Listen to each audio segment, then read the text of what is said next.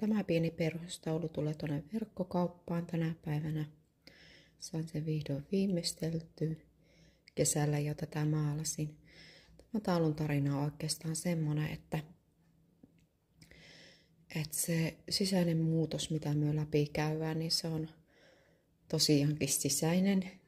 Ja se tapahtuu tietyllä lailla kaikessa hiljaisuudessa vähän niin kuin yöaikaan. Tämä yön tunnelma kuvastaa sitä sisäänpäin kääntymistä. Ja sitten se hetki, kun tapahtuu transformaatio, eli kun siitä toukasta ja kotelosta vapautuu perhonen, niin se on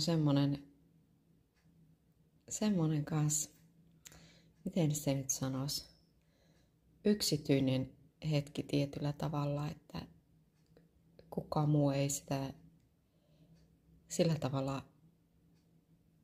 tavalla niin kuin tiedä, että se on tulossa, kun sä itse. Että se voi niin kuin olla yllätys muille, mitä sieltä paljastuu sieltä sinun kotelosta. Sä itse oot havainnoinut sitä prosessia sisäisesti ja ehkä oot jo jonkin aikaa tiennyt, että sieltä on nyt jotakin uutta syntymässä.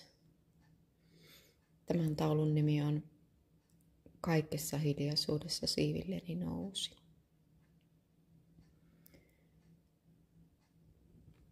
Tämä on tosiaan ihan pikkuinen 19 kertaa 24 senttiä muistaakseni koko. Laitan sinne vielä ripustukset.